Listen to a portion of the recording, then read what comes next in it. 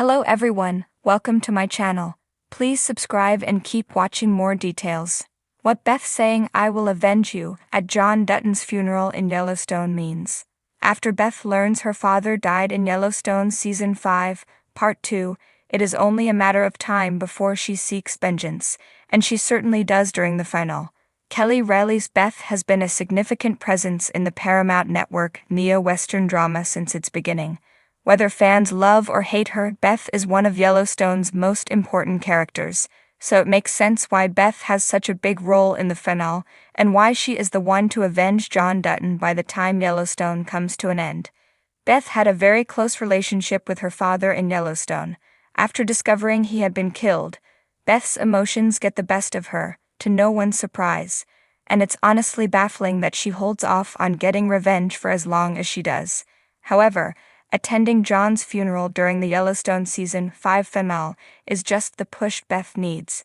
After saying goodbye to him, Beth seeks justice for her father's murder, and nothing is going to stop her from getting it by the end of Yellowstone Season 5, Episode 14.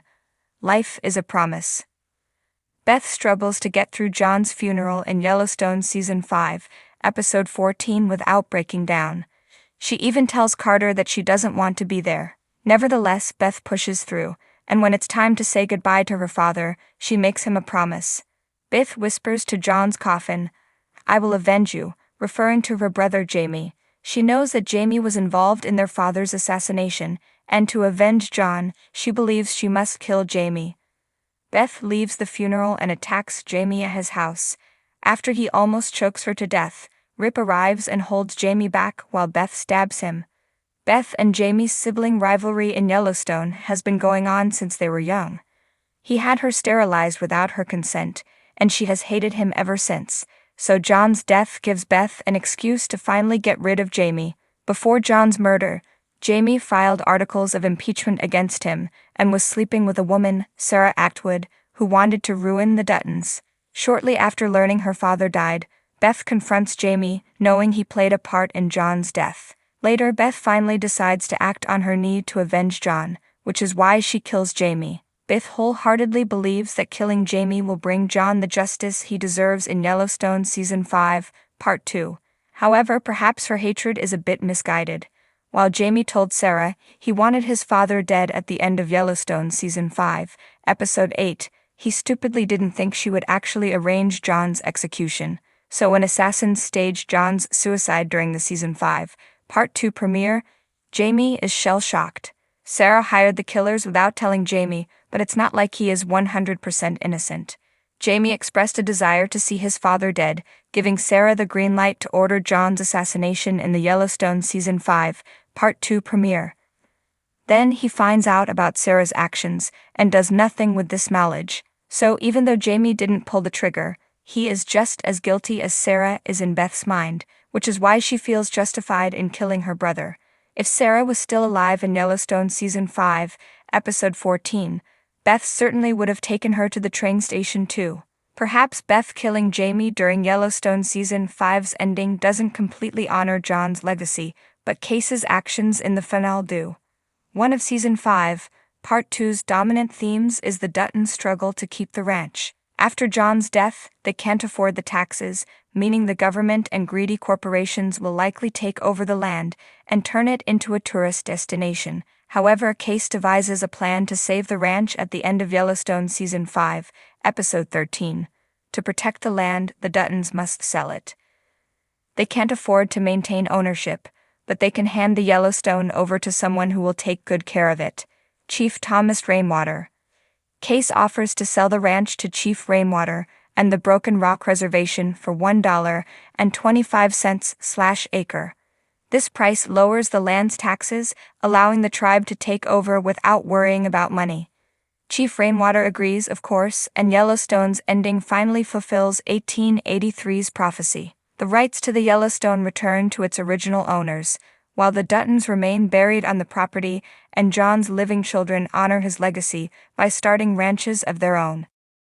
After Beth kills Jamie and seemingly gets away with it, she can finally move on with her life, leaving all her burdens back in Paradise Valley during the neo-Western drama's finale.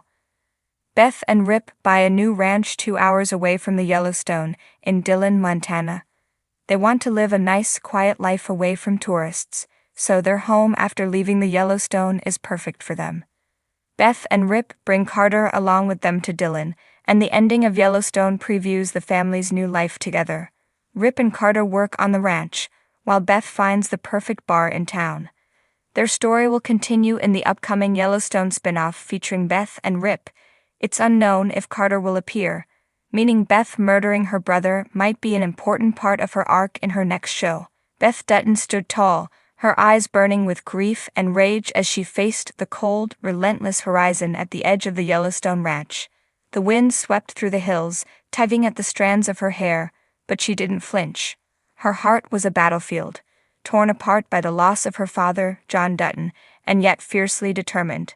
Her words, heavy with emotion, carried over the wind. "I will avenge you." These words were not just a promise, they were an oath, an unyielding declaration that her father's legacy would not be erased by those who had taken him from her. Beth's loyalty to her family was one of the cornerstones of her character, and this moment marked the culmination of a lifetime of sacrifice, betrayal, and, above all, an unwavering commitment to her father. John Dutton, the patriarch of the Dutton family, had spent his life fighting for the survival of the Yellowstone ranch. He had endured unimaginable losses, faced constant threats, and made unspeakable decisions in the name of preserving the legacy of his family. His death was not just a loss of a father, but the end of an era for the Duttons and the ranch. And in that moment, as Beth stood by his grave, the weight of that loss settled heavily on her shoulders. Beth's words, "I will avenge you," were not just a simple vow of revenge. They were a statement of intent to ensure that John's life had meaning, that his sacrifices had not been in vain. To avenge him was to carry on the fight he had started, to protect the ranch, to fight for their land, and to exact justice on anyone who had wronged them. In the Dutton family, vengeance wasn't about personal vendettas or petty grudges, it was about survival, and ensuring the family legacy continued despite the forces that sought to destroy it. Beth's life had been defined by an almost unbreakable bond with her father. From a young age, she had been fiercely loyal to John, learning the ways of the ranch and the art of battle. Whether it was in the boardrooms of corporate America or the bloody turf wars that played out over land and power, she was no stranger to cruelty or manipulation, and she had always been willing to fight for what she believed in. But in her father's death, something shifted in Beth. She was no longer just a woman scorned by life and society. She was the embodiment of the Dutton family's wrath. When she said, "I will avenge you," Beth was making a promise to herself and her family that her father's enemies would pay. It was a vow not to let the world forget the legacy of John Dutton and what he had stood for. In the world of Yellowstone, betrayal ran deep, and there were few who didn't owe the Duttons some kind of debt. There were enemies lurking in the shadows, ready to take advantage of the vacuum left by John's death, but Beth was determined to ensure that wouldn't happen. The words carried a weight of finality. Beth had already experienced the brutal consequences of losing those she loved.